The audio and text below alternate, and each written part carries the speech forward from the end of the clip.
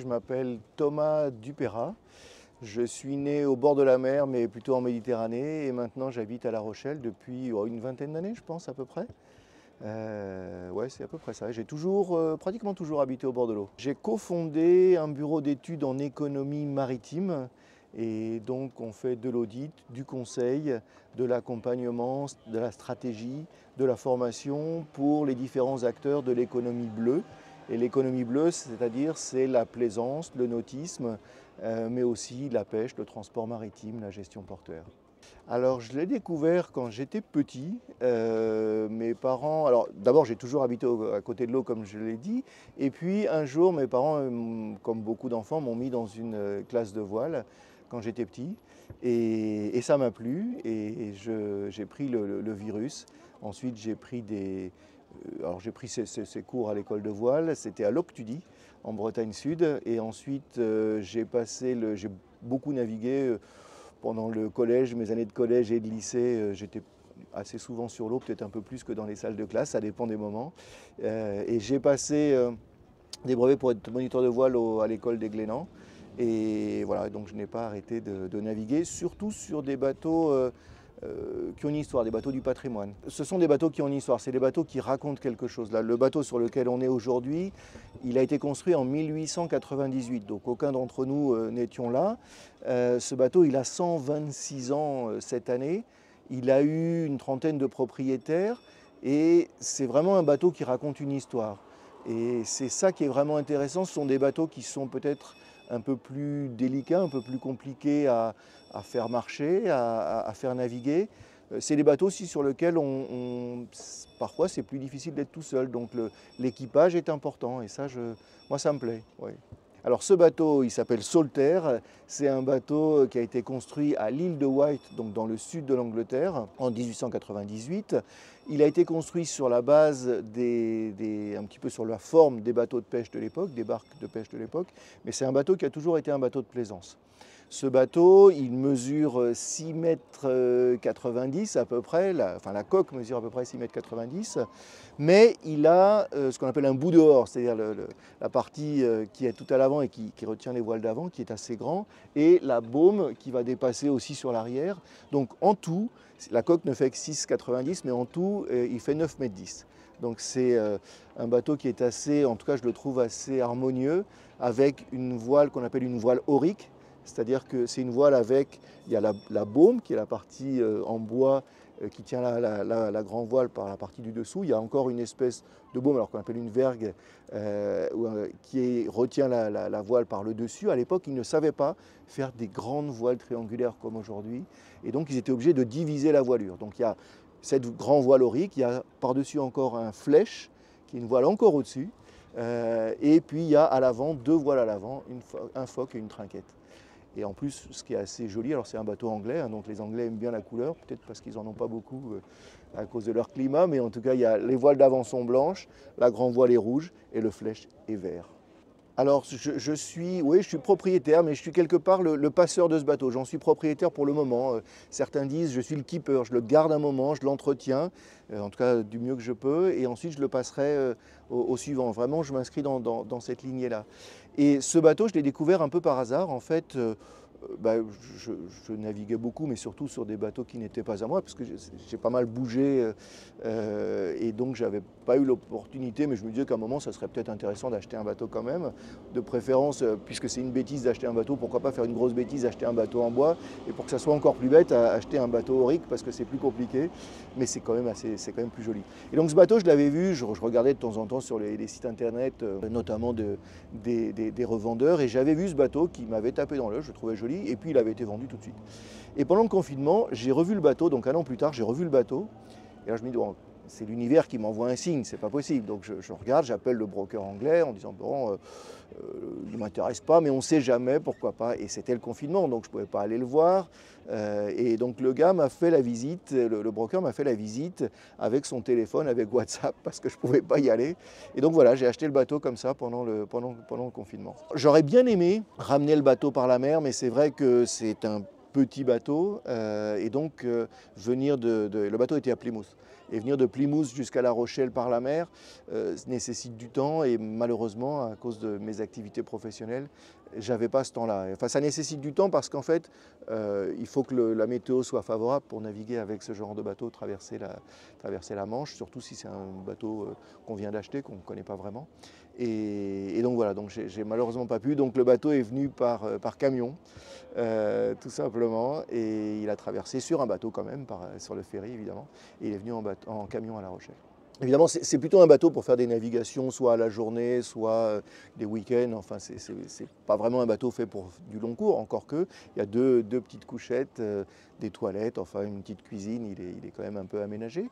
Donc pas mal de petites sorties à la journée, de week-end. Et puis, moi, ce qui m'intéresse aussi, c'est de faire partager ce bateau. Et donc, il y a, lors de la présidence française de l'Union européenne, une association, Surf Rider Foundation, avait lancé des ambassadeurs de l'océan. Et donc, on a fait naviguer des ambassadeurs de l'océan sur Solterre. Ensuite, on a pris des lycéens de La Rochelle lors des commémorations de l'abolition de l'esclavage, donc pareil, pour naviguer et commémorer cet événement malheureux, enfin quoique heureux puisque c'est l'abolition, et donc essayer de faire un événement dont les lycéens pourraient se rappeler. Et ça, je trouve important justement sur ce bateau d'essayer de créer du lien à bord du bateau. Je pense que c'est ça qui est important aussi. Alors, oui, on est inscrit au musée maritime. Le lycée maritime accueille une flotte patrimoniale de bateaux de propriétaires, de bateaux privés.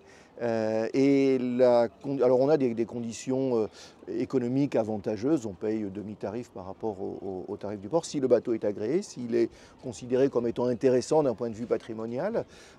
Et en échange, il faut que le bateau soit en bon état et il faut que le bateau participe à un certain nombre de sorties qui ne sont pas directement organisées par le musée maritime mais qui sont de La Rochelle, mais qui sont organisées notamment par une association qui s'appelle le Yacht Club Classique, dont je suis membre depuis un certain nombre d'années. Alors le Yacht Club Classique est une association un peu particulière parce qu'on regroupe à peu près 400 membres sur toute la façade Manche Atlantique, c'est-à-dire depuis la frontière belge jusqu'à la frontière espagnole, et elle essaye de préserver le patrimoine que sont les yachts classiques, donc des bateaux qui sont pour la plupart des bateaux en bois, qui sont des bateaux qui ont été construits à l'unité ou en très petite série.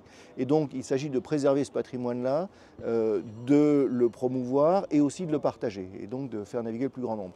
Alors j'étais administrateur de cette association depuis une douzaine d'années, je pense, quelque chose comme ça. Et j'en ai été trésorier quelques années, vice-président par ailleurs, et en charge notamment de l'élaboration d'une superbe revue, puisque chaque année, le Yacht Club Classique publie une revue qu'on retrouve en kiosque pendant l'été, et qui nous permet de faire connaître nos activités. Et nos activités, elles sont à la fois sur l'eau, puisqu'on organise des régates, des rallyes, des croisières en France et aussi ça peut être dans les îles britanniques, ça peut être en Espagne. Et puis on a donc un premier volet sur l'eau, et puis un autre volet qui est important, c'est le volet patrimonial, le volet culturel, puisque justement la publication de cette revue, on organise également des conférences, des débats, on a toute une série, toute une réflexion sur ce que c'est qu'un marin, par exemple. Et dans la revue, chaque année, on a des artistes, on a des auteurs qui répondent à un article de Jack London. Jack London, en 1914, avait écrit un article en se posant la question de ce qu'était pour lui un vrai marin. Et pour lui, le vrai marin, ce n'était pas forcément le marin de commerce. Alors, 1914, qui à l'époque, Jack London disait, à l'époque, il est dans son grand bateau, un peu protégé des éléments, alors que le marin de plaisance, lui, est surtout sur un petit bateau, et plus proche de l'eau, plus proche des éléments. Et donc, on fait réagir un certain nombre d'auteurs. On a fait réagir Catherine Poulain, on a fait réagir Jim Lynch, on a fait réagir des photographes, on a fait réagir des artistes qui nous ont, chacun à leur manière, rédigé des textes originaux en réponse à cet article de Jack London. Donc le Yacht Club Classique, vraiment donc deux volets, un volet on pourrait dire sportif, en tout cas sur l'eau physique, et puis un volet culturel, patrimonial, un petit peu plus immatériel, mais parce que dans cette préservation du patrimoine que sont les bateaux classiques. Il y a les bateaux eux-mêmes, mais il y a aussi tout le savoir-faire, il y a la manière de naviguer avec, et puis tout l'historique qu'il y a derrière. Pareil, dans la revue, on essaie de mettre en avant les histoires des architectes navals qui ont décidé ces bateaux-là. On sait que la plaisance est une activité relativement jeune, enfin en tout cas, on va dire quoi, une bonne centaine d'années, mais c'est relativement jeune. Et certains architectes, notamment des architectes français, mais auparavant des architectes plutôt britanniques ou américains, ont dessiné ces bateaux qui, aujourd'hui encore, sont vraiment des œuvres intemporelles. J'essaye de sortir autant que possible sur Solterre quand je peux. Et puis par ailleurs, dans mon activité professionnelle, comme je disais, on accompagne les différents acteurs de l'économie maritime.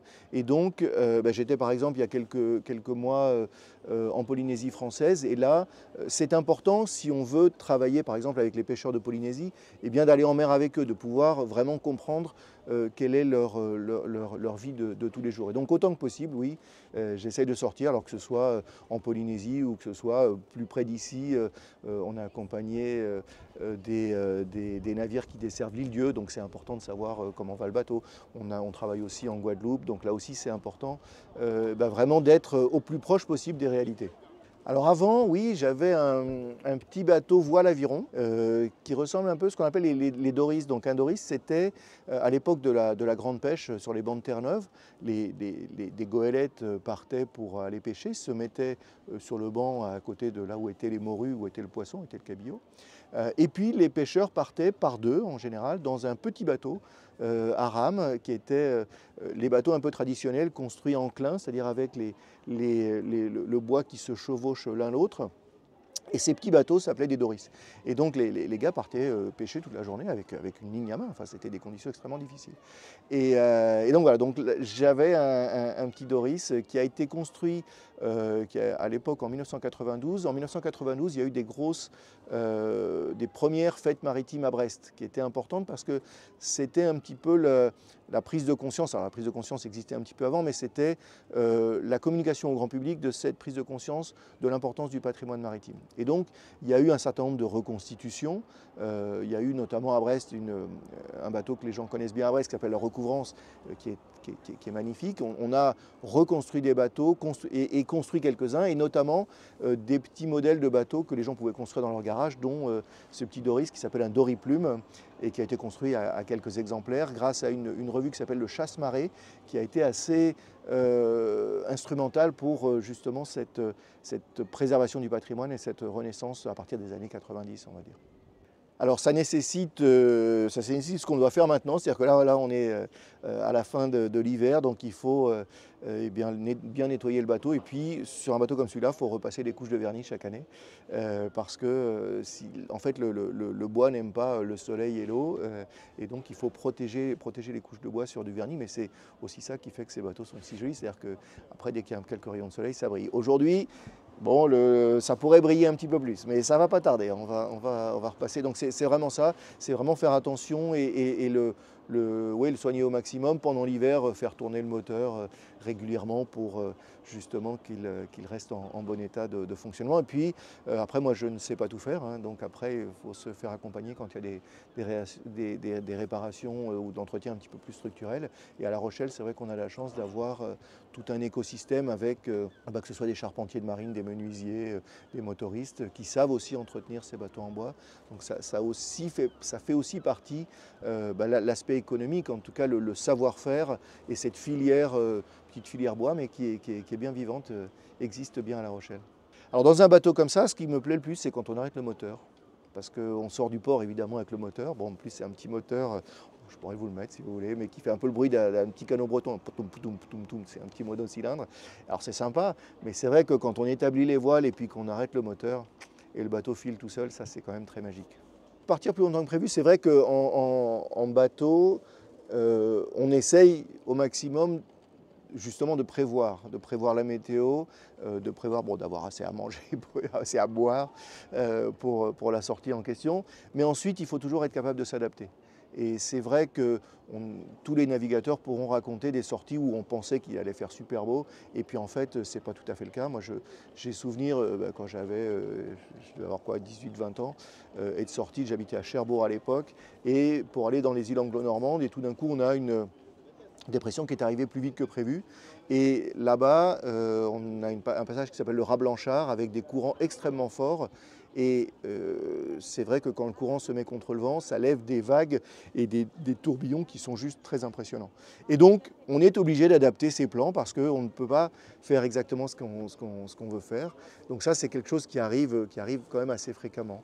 Et donc oui, alors on devait aller à Jersey, puis on n'a pas pu, donc on était obligé de se remettre, de s'abriter à Aurigny, qui est la petite île d'à côté.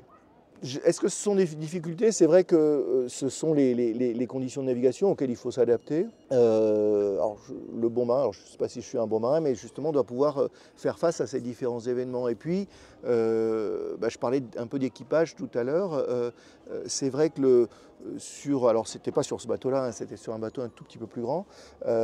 C'est important aussi que le skipper ou la personne qui a la responsabilité de l'équipage arrive à calmer l'équipage, ou en tout cas à savoir quelles sont les compétences de chacun dans l'équipage, quelles sont les limites de l'équipage, et en tout cas d'essayer de ne pas aller plus loin, ou en tout cas d'approcher les limites, mais de ne pas les franchir vraiment, parce que sinon le bateau est en danger.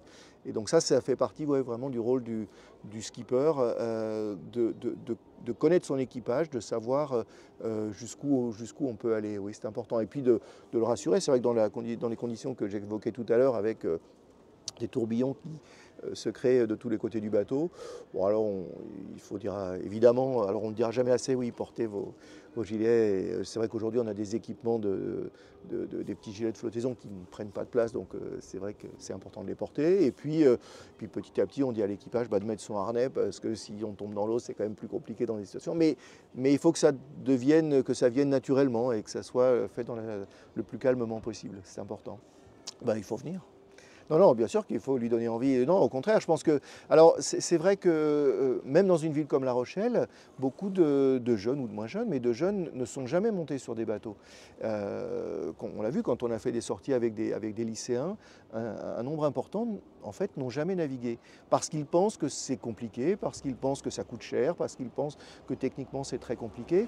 Et c'est pas vrai. En fait, dans une ville comme La Rochelle, vous avez énormément de propriétaires de bateaux qui recherchent des équipiers, qui recherchent des jeunes pour les faire naviguer. Et donc, allez-y. Moi, ça m'est arrivé dans les différentes villes dans lesquelles j'ai travaillé. Je me souviens, à un moment, j'ai été pendant une douzaine d'années au Canada, et pendant un été, j'ai travaillé à Boston.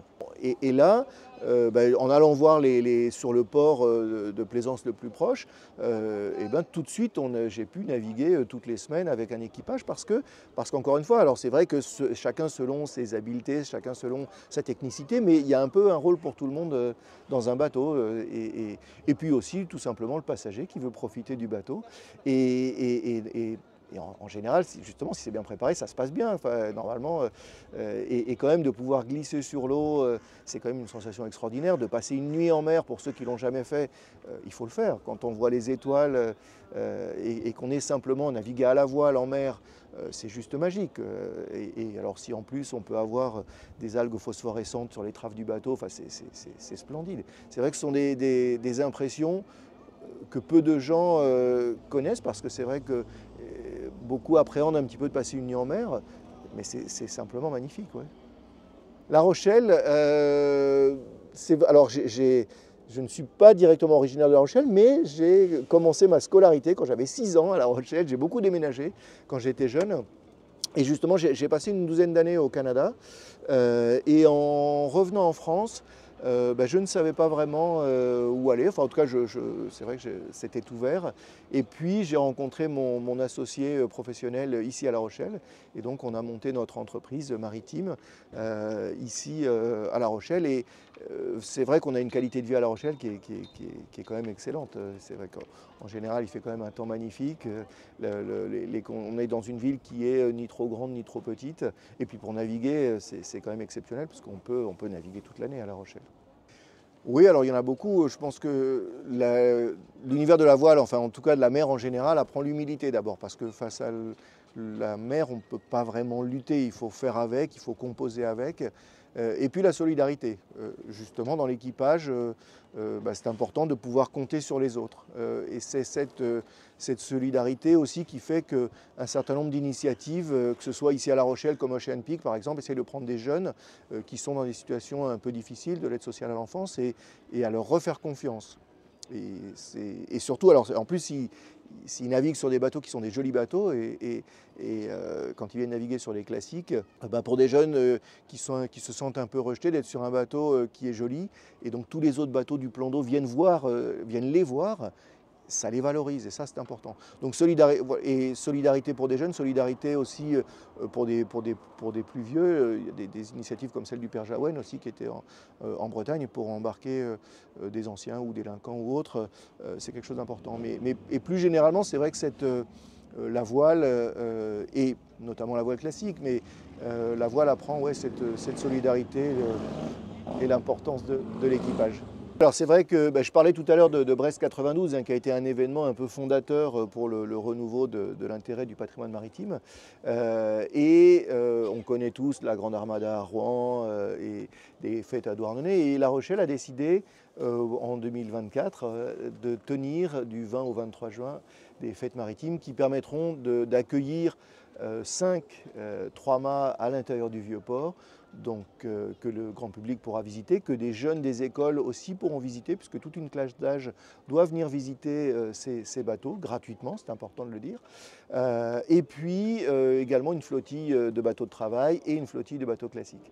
Et donc l'intérêt, c'est de faire connaître un petit peu cet univers, parce qu'on est dans une ville qui est naturellement maritime, mais comme je le disais, un certain nombre même de Rochelais ou des communes alentours de l'agglomération ne naviguent jamais ou n'ont jamais embarqué. Donc c'est important de faire connaître cet univers-là. C'est important aussi pour la filière économique de générer des vocations, puisque on sait la filière des industries nautiques recrute et cherche des bras.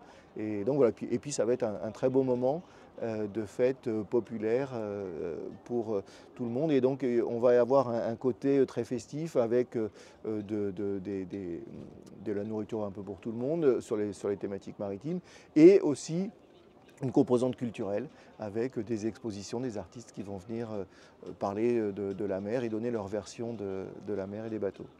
Alors, c'est notamment par ces événements-là. Oui, La Rochelle organise depuis un certain nombre d'années maintenant une semaine du nautisme qui permet là aussi à des jeunes de faire une petite sortie.